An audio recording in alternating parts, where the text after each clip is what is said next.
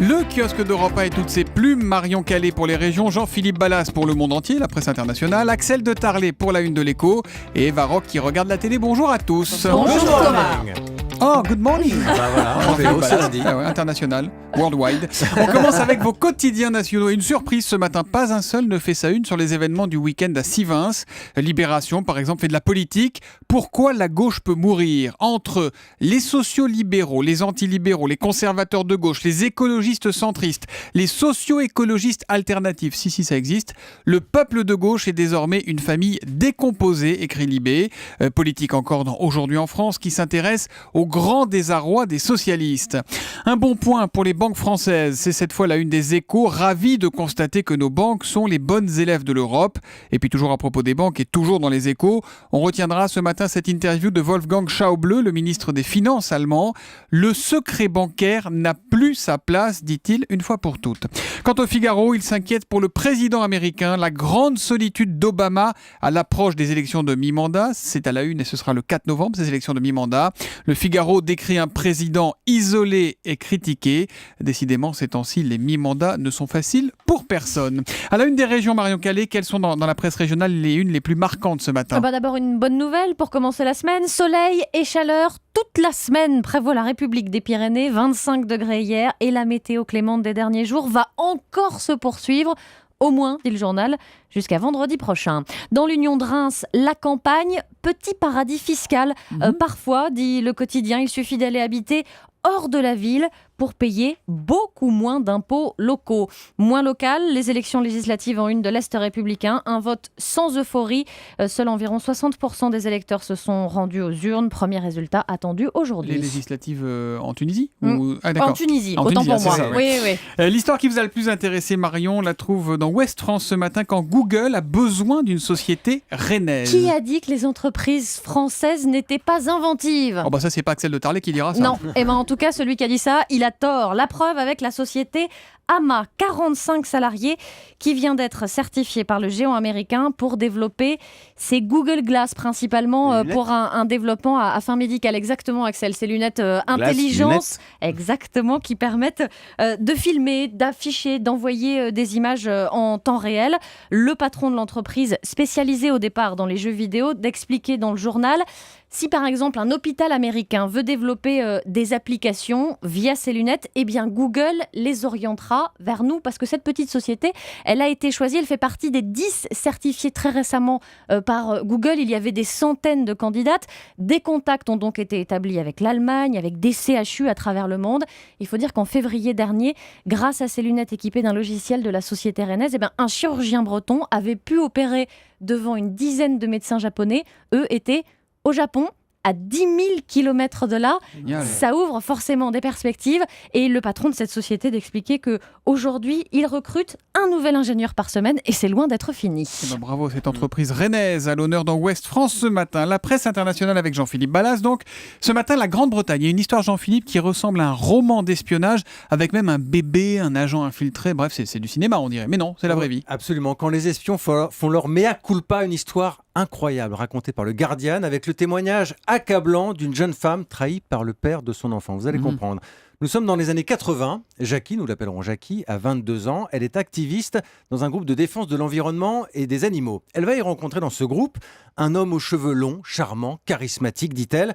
Jackie tombe vite amoureuse et enceinte. Un petit garçon va naître, mais le père disparaît subitement. Il se dit traqué par la police. Et ce n'est qu'une trentaine d'années plus tard que Jackie va découvrir par hasard la vérité. Le beau militant était en fait un agent infiltré, un homme qui, une fois sa mission terminée, avait tout simplement retrouvé sa vraie famille avec d'autres enfants. On imagine le traumatisme pour Jackie, dépression, tentative de suicide. Il faut imaginer quand même que l'homme qui a assisté à son accouchement l'espionnait, il faisait des rapports réguliers à sa hiérarchie. La jeune femme... Elle était son sujet, quoi. Absolument. Alors cette jeune femme va se battre avec les autorités et elle vient finalement d'être indemnisée par la police britannique. 539 000 €, c'est une première et manifestement pas la dernière, puisque le Guardian nous dit qu'une dizaine d'autres femmes disent avoir vécu des histoires similaires avec des espions. Quant aux autorités, elles rappellent qu'en principe, leurs agents ont interdiction d'avoir des relations avec les personnes qu'ils espionnent. Oui. En principe. Oui, c'est ça, en principe. C'est donc à lire dans le Guardian ce matin. La presse éco, Axel de Tarlé, si les espions étaient des robots, ça réglerait pas mal de problèmes. Les robots qui vont déferler dans notre vie quotidienne, voire tuer nos emplois, c'est ça ? Exactement, voilà, c'est une étude de Roland Berger qui a été reprise hier par le Journal du Dimanche, qui montre que les robots, on va les avoir partout. Alors dans l'agriculture, le bâtiment, l'hôtellerie, la police, les services, l'armée, etc. Alors pas forcément Robocop, c'est pas Robocop qui va faire la police, mais simplement on va automatiser les tâches. Et dans le journalisme, ça commence depuis cet été. Vous avez Associated Press qui publie des dépêches qui sont rédigées par des robots. C'est possible. C'est-à-dire ce sont des textes courts de 300 mots. Le robot va lui-même chercher dans une banque de résultats le chiffre d'affaires, le résultat net et fait des publications, des annonces comme ça de résultats financiers. Alors ça, c'est le grand débat actuellement. C'est-à-dire que les journalistes, on va tous se retrouver sur le carreau, les autres professions aussi. Et voilà, exactement. Donc c'est ce que dit en tout, il y a les robots, ça pourrait supprimer 3 millions d'emplois en France d'ici 2025. Et donc si vous faites le truc... 3 millions en 10 ans. Voilà, Roland Berger dit, en brut, ça fait un taux de chômage à 18% en France. Alors ça, c'est la vision dramatique et anti-progrès du robot. Le robot, à quoi il sert ? Dans le journalisme, pendant qu'au lieu de faire cette dépêche stupide qui consiste à dire le chiffre d'affaires, etc., vous faites une enquête, vous téléphonez, vous obtenez du commentaire, donc vous améliorez votre produit, et donc c'est le progrès, si vous voulez. Si on est contre les robots, il faut aussi être contre les agriculteurs, contre les tracteurs, qui ont tué des millions d'emplois dans l'agriculture, vous voyez. Donc Après, ça dépendra de l'usage qu'on en fait, évidemment, c'est toujours pareil. Alors en fait, ça dépend surtout de ce qu'on fait des retombées. Les robots vont permettre de gagner 30 milliards chaque année. Au lieu de le faire, ce sera le robot qui le fera gratuitement, pas besoin de salaire. Et donc la question que pose Roland Berger, c'est ces 30 milliards, il faut quand même veiller à ce que tout le monde en profite et non pas une poignée d'inventeurs géniaux, ce qui accroirait les inégalités et la tension sociale. Donc là, les robots nous posent la question du pilotage de la répartition des richesses dans les sociétés dans les années à venir. Cette projection de ce monsieur Berger, elle est crédible ou c'est juste sa lubie, c'est juste sa marotte à lui ? Non, Roland Berger, c'est un grand cabinet international. Et puis les robots, vous savez qu'en Allemagne, il y a 5 fois plus de robots qu'en France. La France est très en retard. Et d'ailleurs, au passage, 5 fois plus de robots en Allemagne et 2 fois moins de chômage. Vous voyez comme quoi les robots ne tuent pas l'emploi. Encore une petite conclusion économique signée Axel de Tarlé, l'air de rien. Nous, on a déjà un robot ici, c'est Eva Rock qui passe sa vie devant la télé, elle ouvre les yeux, elle cligne, elle appuie sur la télécommande. Eva, vous nous conseillez ce matin Michel Polnareff, ça s'appelle Quand l'écran s'allume, sur France 3 à 20h45. Oui, vous imaginez, Michel Polnareff est à son piano dans sa magnifique villa de Los Angeles. Il y a sa femme Daniela qui est allongée sur le même piano. Non, elle est toujours là, elle est très présente, elle est même rédactrice en chef de ce magazine en question, il faut le savoir. Elle est allongée sur le piano en question en train de le regarder jouer et on l'entend jouer une mélodie que vous allez entendre dans son prochain album qui sort, on ne sait pas quand, parce qu'avec Polnareff c'est toujours un peu compliqué, c'était annoncé pour novembre mais c'est reporté. Alors petit cadeau du lundi matin.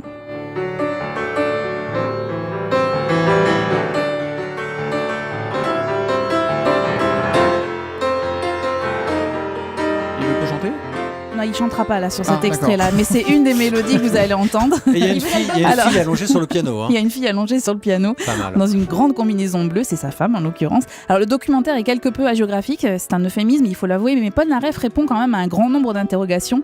Pourquoi montrer ses fesses sur une affiche ? Pourquoi porter des lunettes ? Est-ce que Marie-Lou était le prénom de la standardiste de l'hôtel dans lequel il a enregistré son album ? Alors c'est ça, oui ou non ? Vous allez être obligé de regarder le documentaire, je vais pas vous le dire. Pourquoi la chanteuse Dani a retrouvé ses placards vides ou pourquoi Jean-Paul Gaultier ne jure que par lui. Vous saurez tout et vous constaterez qu'il y a un sujet sur lequel il ne faut pas le chatouiller, c'est son fameux exil aux États-Unis. Le truc qui me gonfle grave, c'est cette histoire d'exil fiscal. Je suis parti de France, pas du tout parce que je trichais avec les impôts et que je ne voulais pas les payer, et tout à coup parce que je ne pouvais pas les payer. Ça a pris quand même 18 ans à l'administration des impôts de déclarer que je n'étais pas responsable d'avoir été escroqué. Voilà, alors il répond à toutes les questions. C'est intemporel, les problèmes sur les impôts, les polémiques sur les fraudeurs et tout ça. C'est un film à regarder avec du recul et en ouvrant grand ses oreilles parce que vous pouvez profiter quand même de son talent de musicien qui est incomparable. Ça s'appelle donc Michel Polnareff, Quand l'écran s'allume, c'était le début de ses chansons. Quand l'écran s'allume, c'est ça. Marie-Lou.